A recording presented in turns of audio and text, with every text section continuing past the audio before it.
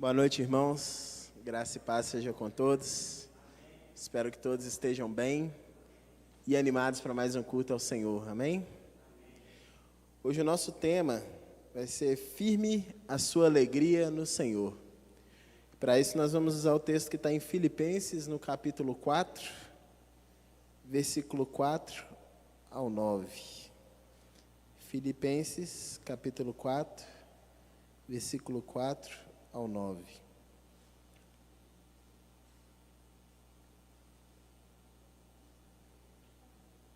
Hoje eu vou usar a versão NVI. Viu, César?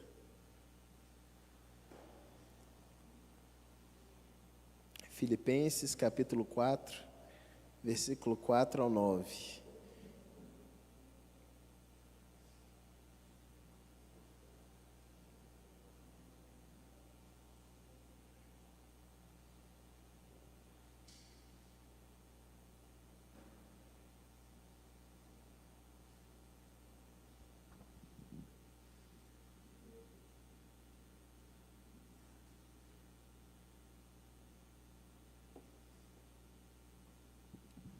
Amém? Podemos? Diz assim: alegrem-se sempre no Senhor.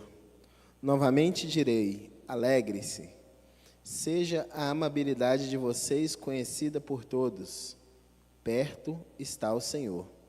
Não andem ansiosos por coisa alguma, mas em tudo pela oração e súplica e com ação de graças apresentem seus pedidos a Deus. E a paz de Deus, que excede todo entendimento, guardará o coração e a mente de vocês em Cristo Jesus. Finalmente, irmãos, tudo que for verdadeiro, tudo que for nobre, tudo que for correto, tudo que for puro, tudo que for amável, tudo que for de boa fama, se houver algo de excelente ou digno de louvor, pensem nessas coisas. Ponham em prática tudo que vocês aprenderam, receberam, ouviram e viram em mim. E o Deus de paz estará com vocês. Amém? Vamos orar? Senhor, graças te damos e te louvamos pela tua palavra. Palavra que é vida e fonte de esperança, Senhor. Palavra que é capaz de transformar o mais vil pecador em um homem santificado pelo Senhor. Palavra que nos foi dada para nos endireitar o caminho e nos mostrar, Senhor, a direção que devemos seguir. Pedimos ao Senhor que fique à vontade no meio de nós nessa noite, Senhor. Fale ao nosso coração. Ensina-nos um pouco mais sobre essas verdades eternas. E que possamos sair daqui com a nossa alegria de fato firmada no Senhor. Pois a sua fortaleza, Deus, que nos é dada, a certeza que temos em Ti, de que a alegria não vai ter fim. E de que a alegria é algo que vai além do que nós experimentamos e vivemos nessa vida, é nisso que precisamos firmar o nosso coração. Então, voltados a isso, Senhor, pedimos o Teu Espírito Santo, que venha falar conosco e venha enraizar essa palavra em nosso coração, em nome de Jesus. Amém. Irmãos, esse livro de Filipenses, ele foi escrito por volta do ano 60 depois de Cristo, pelo apóstolo Paulo, quando ele se encontrava preso em Roma. Vejam bem, ele escreve essa carta com o objetivo de agradecer aos irmãos de Filipos por alguns presentes que ele tinha enviados para ele e aproveita a oportunidade para encorajar os membros da igreja a permanecerem fiéis a Deus e a se alegrar em qualquer situação. Só que essa igreja, irmãos, estava passando por um momento de perseguição, por um momento muito terrível na vida dela. E Paulo escreve essa carta dando ânimo para os irmãos. Mas olha só que interessante, no ambiente hostil e no ambiente de pressão, ele vira para os irmãos e fala, alegrem-se no Senhor. Outra vez vos digo, alegrem-se no Senhor. Mas quem é esse que estava escrevendo? Onde ele estava? Atrás de uma prisão, atrás de grades, ele escreve para irmãos que estão do lado de fora em liberdade, falando com eles, alegrem-se no Senhor, vocês devem se alegrar. Olha, irmãos, é um convite um tanto quanto difícil, não é mesmo? Está numa situação complicada, numa situação de perseguição, de opressão, e alguém virar para você e falar assim, fica assim não, se alegre no Senhor. Parece difícil até experimentar isso, não é verdade? mas nós, como cristãos, devemos nos esforçar para viver sim, pois não temos que ter nossa alegria firmada em pessoas, em bens materiais, em dinheiro, posses ou qualquer outra coisa. A alegria do cristão verdadeiro está em Cristo, e é nele que devemos firmar a nossa confiança e a nossa esperança. Devemos firmar nossa confiança em obedecer ao Senhor, conhecer ao Senhor e fazer Ele conhecido.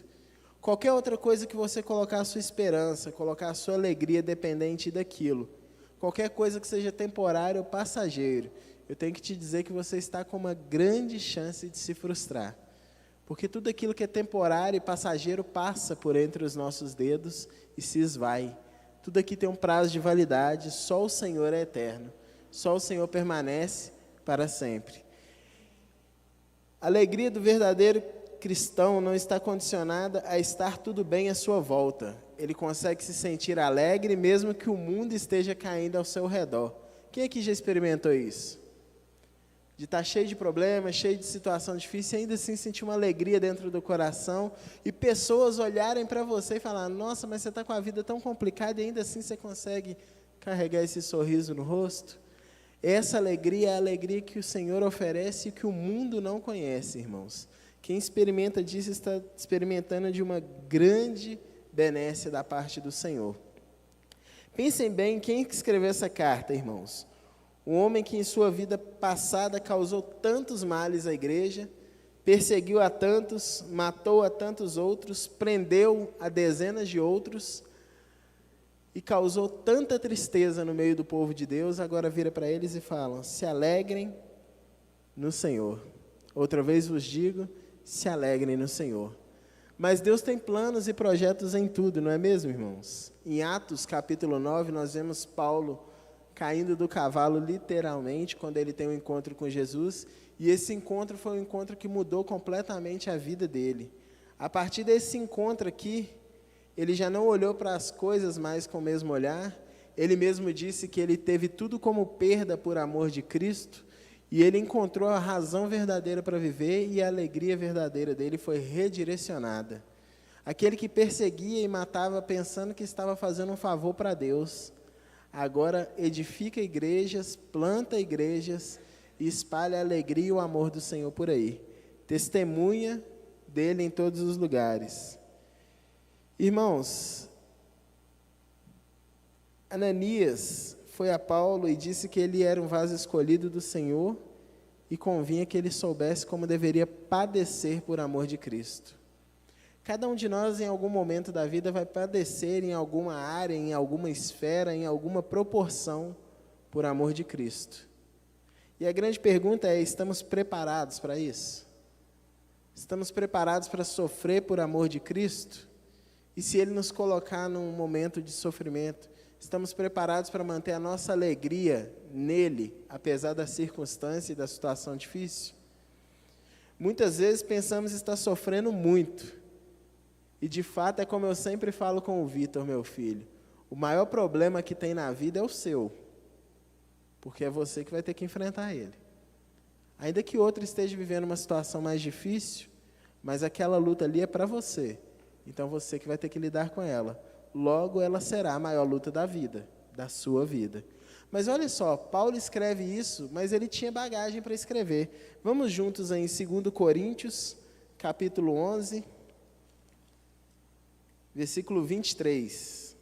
Olha o que Paulo passou para estar testificando ali o seu testemunho aos irmãos. 2 Coríntios 11, 23. O próprio Paulo falando, tá, irmãos? São eles servos de Cristo? Estou fora de mim para falar desta forma. Eu ainda mais. Trabalhei muito mais, fui encarcerado mais vezes, fui açoitado mais severamente e exposto à morte repetidas vezes.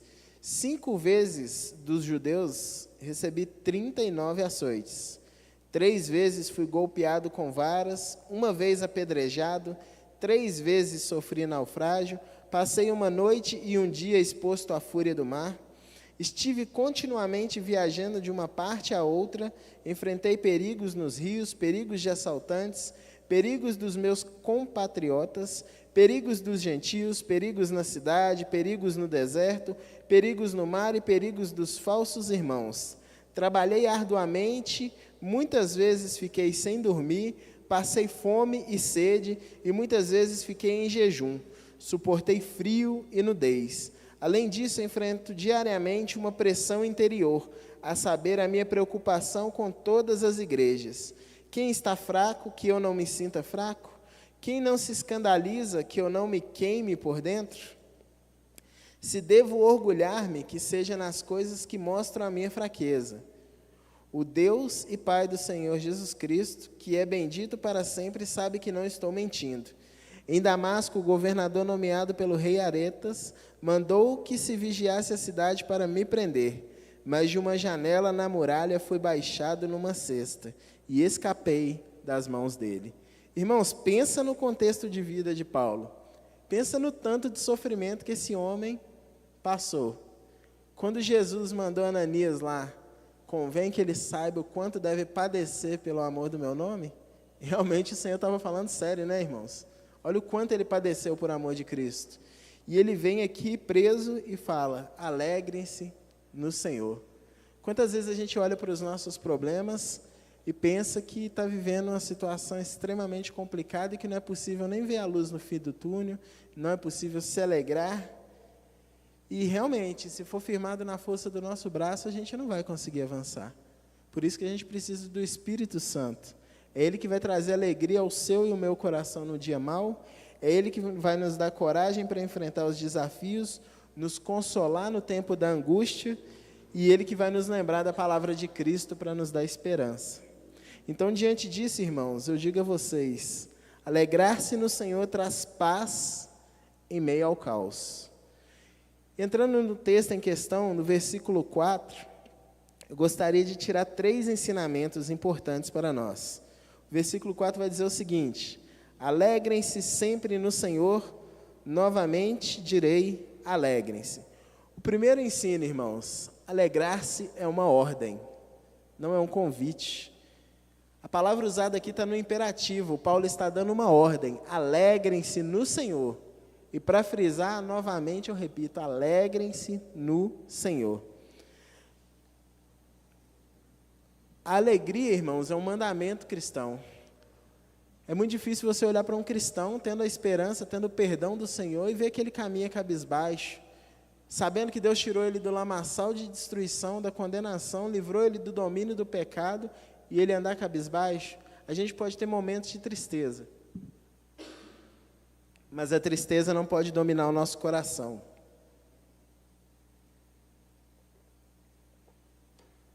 A própria palavra evangelho significa boa notícia. Mas que boa notícia é essa? Pense no buraco que Adão e Eva nos enfiou, como o pastor Ronaldo bem disse aqui no momento da oração. Pense no abismo que foi aberto entre nós e Deus, por causa do pecado de um só homem.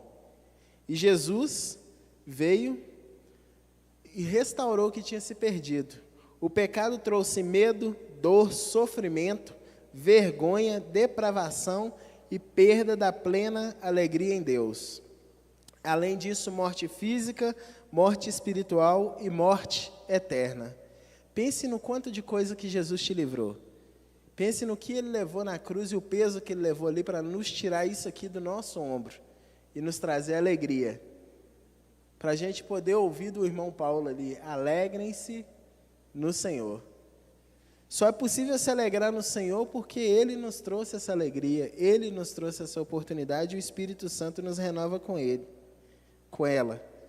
Mas pense, irmãos, toda a culpa, toda a acusação, todos os pecados, todas as imoralidades cometidas por você no passado, todas as atitudes depravadas diante de Deus, todas as palavras ruins que saíram dos seus lábios, todo o pecado que já permeou o seu coração e a sua mente, e a minha também, no passado, no presente e que você ainda cometerá, tudo isso já teve o preço pago, tudo isso já foi pago na cruz, e é por isso que nós podemos nos alegrar no Senhor, porque nenhuma condenação há para os que estão em Cristo Jesus.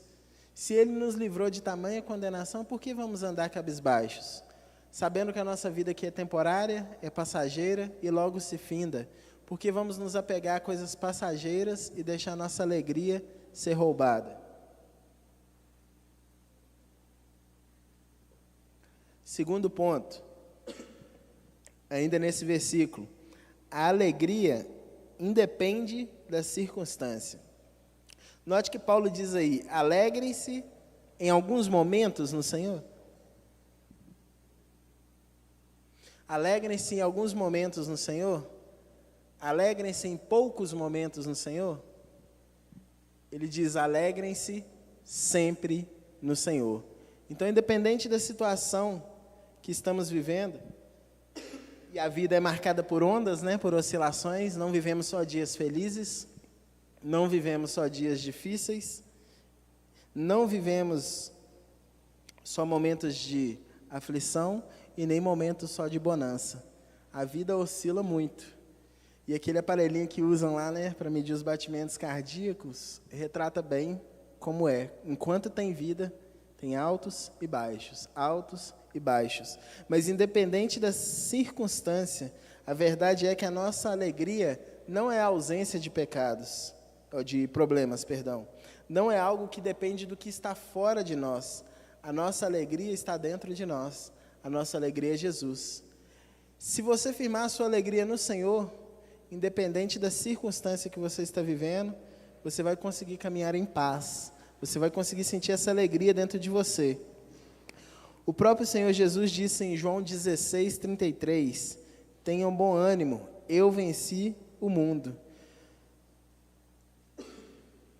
Mas por que, irmãos, que devemos nos alegrar sempre? É o terceiro ponto que eu gostaria de destacar. Nós já vimos que a alegria, ela é independente das circunstâncias, ela é uma ordem de Deus. E o terceiro ponto, a alegria, ela é cristocêntrica. Paulo diz para nos alegrarmos em quem? Em nós? Nas conquistas materiais? Nos nossos filhos, na nossa família? Não, ele é bem objetivo. Vê que apenas em quatro palavras, ele dá um tanto de ensino para nós. Alegrem-se sempre no Senhor. Se você se alegra em Cristo, se Cristo for o motivo fundamental da sua alegria, você não vai passar, irmãos, a vida vivendo da mesma forma. Os problemas não vão te desanimar, a ausência de algo que você gostaria de ter não vai te colocar para baixo, a falta de alguém que você tanto amava não vai te colocar para baixo a ponto de te desanimar de continuar a caminhar.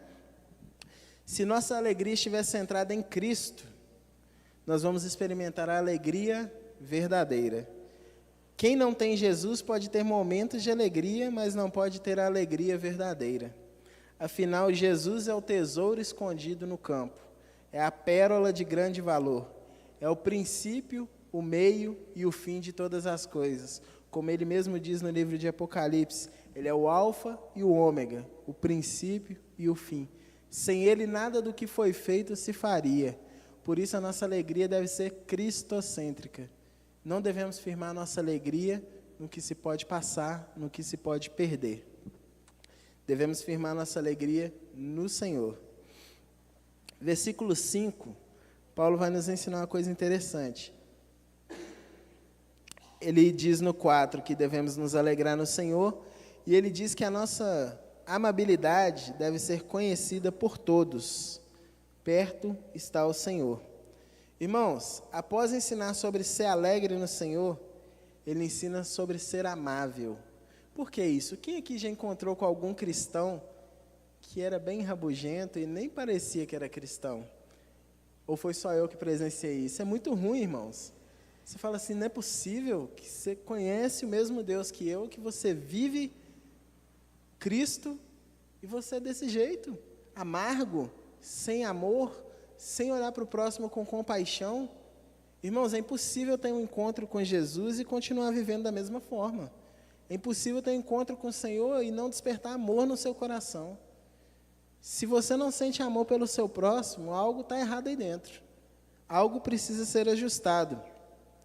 Quando ele diz aqui, irmãos, para ser amável em tudo o que faz, ele está trazendo um alerta a respeito do temperamento. Um crente não pode ter temperamento explosivo, destemperado e sem domínio próprio. Mas às vezes a gente tem, não tem, irmãos?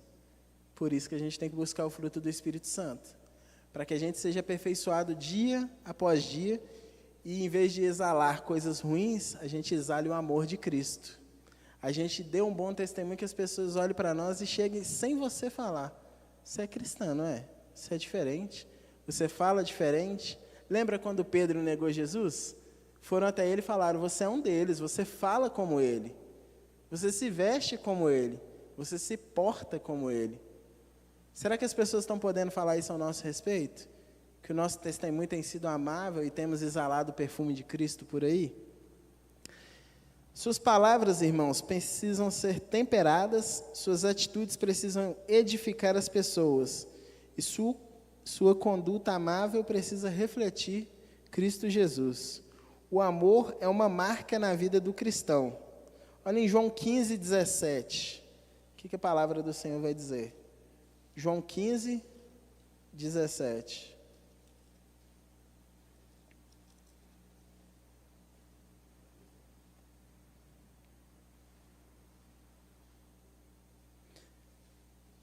Vou partir do 16, perdão, para ficar mais completo. Jesus falando com os discípulos, tá? E para nós também. Vocês não me escolheram, mas eu os escolhi, para irem e darem fruto, fruto que permaneça, a fim de que o Pai lhes conceda o que pedirem em meu nome. Este é o meu mandamento. Amem-se uns aos outros. Amar é uma opção, irmãos? Vocês viram que o próprio Jesus falou, esse é o meu mandamento. Amem-se uns aos outros. Bem verdade é que muitas vezes no seio da igreja tem faltado cumprir esse mandamento, não é, irmãos? É triste isso, né? Aqueles que são chamados para amar, muitas vezes olhando com desdém, com desprezo. Aqueles que deviam estender as mãos, muitas vezes encolhendo.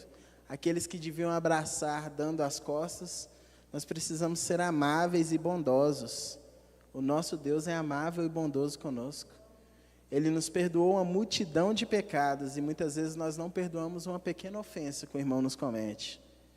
Devíamos amar mais, em vez de julgar mais. Devíamos perdoar mais, ao invés de ficar guardando mágoas dos irmãos. Não é isso que o Senhor nos ensinou. E Ele testemunha isso por várias e várias vezes. Quando diz ainda nesse versículo 5, para se lembrar que o Senhor virá em breve, ou aqui está dizendo perto está o Senhor, Ele está dizendo que o Senhor está ao nosso lado nas lutas e também em breve virá para nos buscar e para defender a nossa causa e nos recompensar. Então não há necessidade de ficar aflito ou batendo boca, irmãos, para defender suas causas. Seja manso, amável e descanse no Senhor, pois Ele é quem luta as suas guerras, amém? Por isso você pode se alegrar no Senhor. Olha quantos motivos nós temos para nos alegrar no Senhor. Mas, às vezes, irmãos, as coisas da vida vêm apertando o nosso coração, né? E causam ansiedade em nós, causam situações complicadas, tiram a nossa paz. E Paulo parte agora de um comportamento amável. No versículo 6, ele vai tratar sobre a ansiedade. Por que ele dá essa passeada? Primeiro ele fala sobre a alegria, que devemos nos alegrar no Senhor. Depois ele fala sobre que devemos amar o nosso próximo e o nosso comportamento deve ser de amor.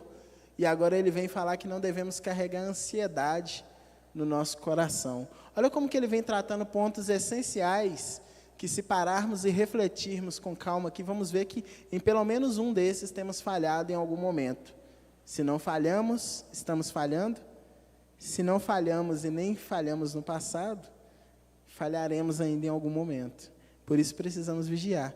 E a palavra de Deus é muito didática, né? É tão lindo ver como ele trata isso. Olha só o versículo 6. Paulo fala: não andem ansiosos por coisa alguma, mas em tudo, pela oração e súplica, e com ação de graças, apresentem seus pedidos a Deus. Olha que interessante, vocês notaram que o versículo anterior, o 5, o versículo 5 termina dizendo, perto está o Senhor. E no 6 ele já emenda falando, então não ande ansioso não, perto está o Senhor. E o próprio Jesus não nos ensinou que se a gente bater, a porta vai ser aberta? Se a gente buscar, a gente vai encontrar? Se a gente pedir, a gente vai receber? Perto está o Senhor. Então basta que a gente bata na porta do Senhor. O problema é que muitas vezes quando a ansiedade, os problemas chegam em nossa vida, a gente se foca mais nos problemas do que no Senhor que nós temos para nos ajudar. A ansiedade é o mal do século. De acordo com a Organização Mundial da Saúde, mais de 50% das pessoas que passam pelos hospitais estão ali vítimas da ansiedade, seja diretamente ou indiretamente. Ela atinge adultos e crianças, doutores e analfabetos, religiosos e ateus. Várias são as causas da ansiedade, nós vamos citar 3 aqui apenas. Primeiro, olharmos para os problemas em vez de olhar para Deus. Paulo escreve encorajando os crentes de Filipos, que estavam em um mundo cercado de perseguições pelo Evangelho, a não ficarem ansiosos, mas a olhar para Deus. Irmãos, como que é difícil, né? Fato é que pregar e falar isso para o outro é muito mais fácil. Não olha para o tamanho do problema, não. Olha para o tamanho de seu Deus. Mas às vezes o problema vem de uma forma tão grande para o nosso lado que parece que a gente chega quase a olhar e falar, Deus, o Senhor não está vendo o que está acontecendo? Socorro, me ajuda. Então a primeira causa da ansiedade, focar no problema ao invés de olhar para Deus. Mas veja só que o nosso Deus é maior que o universo inteiro, amém? Ele mede o universo a palmos. Então onde devemos focar? No nosso Deus, não no problema. Segundo ponto que causa ansiedade, relacionamentos mal resolvidos. As pessoas têm a capacidade de roubar a nossa alegria e nos causar ansiedade por diversas causas. E quem carrega sua alma ferida tende a ficar preso em ansiedades e amarguras. Por isso devemos liberar o perdão. Às vezes a ansiedade vai ser causada por um filho que está te causando preocupação, por um esposo ou uma esposa que está tendo um comportamento ruim, por uma situação em família que poderia ser resolvido de forma mais tranquila e as pessoas não colaboram, e a ansiedade vem sendo gerada. Terceiro ponto, irmãos, e esse é muito comum no nosso tempo, uma preocupação exagerada com as coisas materiais. Isso gera muita ansiedade no coração das pessoas. Em vez de ser grato por aquilo que tem, elas vivem inquietas por aquilo que ainda não tem, e que talvez não venham nem a ter. E se inquietam e vão de um lado para o outro, remexendo dentro de sua alma ali, por coisas materiais que vão ficar aqui. Como o pessoal costuma dizer, caixão não tem gaveta e ofício fúnebre não tem carro forte. Vai ficar tudo aqui. E as pessoas se inquietam por isso. Também 3 são os resultados da ansiedade na alma. Primeiro, ela enforca a sua alma, ela estrangula a sua alma. Ficar ansioso é como ser sufocado, irmãos. Quem já passou por um momento de ansiedade aqui? Quem nunca, né? Já viu que a sua mente quer ir numa direção, mas ao mesmo tempo ela está indo em outra por causa da preocupação, e você fica dividido como se algo te puxasse para um lado e para o outro ao mesmo tempo? Chega a dar até uma dor no peito. Tem gente que tem crise de ansiedade que chega a sentir dor forte, um desequilíbrio que estrangula a alma. Segundo resultado da ansiedade, ela rouba as nossas forças.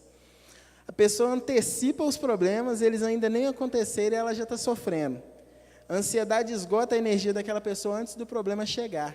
E quando o problema chega, se é que chega, que muitas vezes ele nem chega, a pessoa sofre de ansiedade e aquilo nem acontece, ela já não tem forças mais para lidar com aquilo, de tanto que ela já gastou energia antes de chegar. Terceiro resultado da ansiedade. A ansiedade é a voz da incredulidade. A ansiedade é a incapacidade de crer que Deus está no controle. Ela ocupa o nosso coração quando tiramos os olhos da majestade de Deus e os fixamos na grandeza dos problemas. Não estou dizendo aqui daqueles casos de pessoas que precisam de tomar medicamento, viu, irmãos? Tem ansiedade que é causada patologicamente e tem ansiedade que é causada só por causa da nossa mente mesmo, querer as coisas rápido demais. Mas a oração é um remédio divino para a cura da ansiedade, irmãos. Olha só, Paulo vai dizer aí, no versículo 7, e a paz de Deus, se mantermos, tudo em oração, por ação de graças, e apresentar os pedidos a Deus, a paz de Deus, que excede todo o entendimento, guardará o nosso coração e a nossa mente em Cristo Jesus. Quando oramos e colocamos diante do Senhor as nossas ansiedades e os nossos problemas, eles ficam menores, eles tomam uma proporção menor. Quem nunca passou por um problema grande que estava afligindo a sua alma e de repente só de orar, você sentiu aquele suspirar do Senhor, aquela paz, como se o próprio Deus tivesse batido no seu ombro naquele momento e falado, fica tranquilo. A oração, irmãos, ela traz a paz de Deus para nós. A paz de Deus só chega ao nosso coração através da oração. Se estamos passando por problemas e não buscamos ao Senhor, cada vez o problema fica maior, cada vez a turbulência dentro de nós fica maior e as coisas não se resolvem. Olha que ponto interessante também, além da paz de Deus vir pela oração, Paulo diz que ela guardará o seu coração. Quando você busca o Senhor e coloca nele a sua confiança, além de receber a paz dele guarda o seu coração. O que Paulo quer dizer com isso? Quer dizer que você vai ficar tranquilo, mesmo em meio ao caos. Quer dizer que você vai ter sobriedade para tomar as suas decisões. Quer dizer que Deus vai estar te amparando e trazendo sobre você a paz que excede todo entendimento. Versículo 8, irmãos. Paulo vai nos dar uma estratégia de guerra muito interessante. Finalmente, tudo que for verdadeiro, tudo que for nobre, tudo que for correto, tudo que for puro, tudo que for amável, tudo que for de boa fama, se houver algo de excelente ou digno de louvor, pensem nessas coisas. Irmãos, pensamentos errados nos levarão naturalmente a comportamentos errados. E aqui que mora o perigo, pois aquilo que você vê, lê ou ouve, ou busca, ou lugares que você frequenta, ou pessoas que você se relaciona, é que vai alimentar a sua caixinha interior aí para um momento que você precisar trazer à memória aquilo que traz esperança. Você fica armazenando coisas que não agradam ao Senhor no seu coração, quando você precisar dessa paz, precisar pensar nessas coisas para trazer paz em você, você não vai ter onde recorrer. Se você já levanta de manhã e ao invés de ler a palavra do Senhor, ter um momento de oração, você já começa a rolar a tela do telefone, lendo e-mails, vendo o YouTube, vendo o Instagram ou qualquer outra coisa, e já bombardeando a sua mente com as coisas do dia, sem refletir no Senhor, você vai ficar acelerado. Você já vai começar o seu dia sem paz. E, consequentemente, o restante dele vai ser assim também. Dificilmente, irmãos, quando a gente não ora no período da manhã e tem um momento de qualidade, a gente tem um dia proveitoso e dificilmente a gente consegue parar no meio do dia para orar. Ou só eu que passo por isso? Se não dá aquela freada no início do dia e já começar com o Senhor conectado ali, no meio do dia é mais difícil. No final do dia, então, que a gente está só aquele caquinho querendo dormir, aí que fica difícil mesmo, Igual eu brinco com o Vitor, a gente já ora falando assim, Senhor, abençoa os nossos pecados, já começa a falar nada com nada. E é complicado. Por isso é importante que a gente se alimente de coisas boas, que a gente já comece o dia desfrutando da palavra do Senhor, de momento de oração, para que aí, quando precisarmos pensar em coisas de boa fama, de boa índole, de bom gozo, a gente tenha coisas cheias lá na nossa mente, o nosso coração esteja cheio, a nossa mente esteja cheia. O Espírito Santo vai trazer em nós aquilo que nos traz esperança, vai nos lembrar da palavra de Cristo, amém? O próprio Jesus falou isso com nós. Mas como que ele vai te lembrar de algo que você não leu? Faz sentido? Se você não se alimenta da palavra de Deus diariamente, como o Espírito Santo vai trazer à sua memória aquilo que pode te dar esperança, sendo que você não colocou aí para dentro? Para trazer à memória algo que você já viu, não é? Em algum momento, ou já leu, ou já ouviu. Então, por isso é importante a gente se alimentar do Senhor todos os dias, para que a paz de Deus guarde o nosso coração e a gente tenha onde recorrer no dia mau, trazendo à memória aquilo que nos dá esperança. E, finalmente, o apóstolo Paulo termina o versículo 9, falando para colocar em prática. Ponham em prática tudo o que vocês aprenderam, receberam, ouviram e viram em mim, e o Deus de paz estará com vocês. Um convite bem ousado, né, irmãos? Coloque em prática o que vocês me viram fazendo. Você e eu podemos fazer esse convite para alguém? Olha para mim e faz o que você me viu fazendo, que o Deus de paz vai estar com você. Será que a nossa vida já chegou nesse patamar? De testemunhar o nosso próximo, de modo que a gente pode falar com ele assim: sede meus imitadores, como eu sou de Cristo? Paulo não estava falando isso ali de forma prepotente, não, irmãos. Ele estava falando porque ele servia a Deus de verdade. E é tempo da gente fazer isso também. Da gente firmar o nosso coração em Deus de tal modo que o nosso testemunho seja pronto para a gente virar para o próximo e falar: olha para mim e me segue, como eu estou seguindo Cristo. Existe uma ligação entre o fim do versículo 8, quando ele diz para pensar no que é excelente, e no início do versículo 9, quando ele diz para continuar a praticar. Ele não só ensina a se alimentar e a pensar em coisas dignas de louvor, como também praticar essas tais coisas. Ele considera 4 coisas no versículo 9: aprender, receber, ouvir e ver. Ao longo do seu ministério, Paulo não apenas ensinou, como ele também viveu na prática o que aprendeu e ensinou para que sua própria vida seja um testemunho.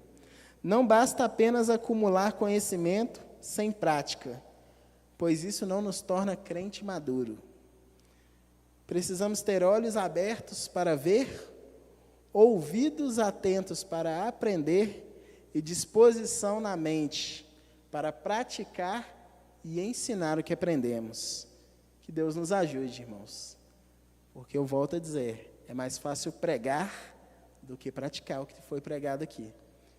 Mas o Espírito Santo nos foi dado a cada um de nós e nos capacita a vivenciar isso. Que o Senhor nos ajude nisso, pois somos fracos e necessitados dEle. Amém? Como que podemos, então, irmãos, aplicar isso à nossa vida? Primeiro, tendo foco que a nossa alegria deve estar no Senhor e não nas circunstâncias. Segundo, sendo amável uns com os outros. Terceiro, substituindo a ansiedade pela oração. Quarto, mantendo uma vida de oração para receber a paz de Deus. Quinto, alimentando a nossa alma com a palavra de Deus e pensando nas coisas do alto. E, por fim, pedir a Deus que nos ajude a aplicar na prática o que temos aprendido e ouvido. Que o Senhor nos ajude a ter misericórdia de nós, irmãos, e que nos esforcemos e tenhamos prazer em cumprir a boa, perfeita e agradável vontade do Senhor. E se até aqui Ele não foi, o meu pedido para você nessa noite é que o Senhor seja a sua maior alegria. Não deixe que coisas materiais, que pessoas, que carreiras, que cargos, ou até mesmo a sua família, tenham um lugar de alegria no seu coração maior do que o Senhor, porque você vai se frustrar. Amém? Vamos orar? Senhor, o Senhor é um Deus tão carinhoso e tão bondoso conosco, Pai. Mesmo a gente errando o caminho, o Senhor não nos lança fora, o Senhor nos pega pela mão e nos atrai de novo à direção certa com cordas de amor, Deus. Deus, obrigado por nos mostrar nessa noite que a nossa alegria deve estar no Senhor, porque assim seremos felizes, assim experimentaremos verdadeiramente o que é a alegria e assim nunca nos frustraremos, porque aqueles que esperam no Senhor jamais são frustrados, Deus. Obrigado por nos lembrar que as coisas dessa terra são passageiras, sejam elas pessoas, sejam elas coisas materiais, sejam bens, sejam carreiras, tudo isso vai ficar aqui. Mas a presença do Senhor desfrutaremos eternamente, Deus. E o Senhor é tão bondoso que nos permitiu vivenciar a alegria no Senhor ainda aqui nessa terra. Que possamos valorizar o Senhor cada dia, Deus. Que o Senhor seja a nossa maior alegria, a nossa maior satisfação. E que a nossa alegria esteja firmada de fato no Senhor. Se tem alguém que ainda não está, Deus, com o coração alinhado nessa verdade, eu peço ao Senhor que nesta noite o Teu Espírito Santo opere nele, Senhor. Se tem alguém aqui que ainda tem colocado alegria nas coisas materiais, na família, nas conquistas terrenas, sejam bens, sejam cargos, sejam nomenclaturas que possa receber nessa terra aqui, Senhor. Que o Senhor alinhe o coração dessa pessoa à Tua palavra. Que o Senhor alinhe o coração dessa pessoa a Ti, Deus, para que ela venha experimentar a alegria verdadeira que só há no Senhor. Nós Te agradecemos por esse culto abençoado, onde podemos aprender um pouco mais sobre o Senhor, onde o Senhor se fez presente e se manifestou no meio de nós, e onde o Senhor nos permitiu experimentar a Tua alegria, Senhor, a alegria da salvação. Nós Te agradecemos e louvamos. Amém e amém.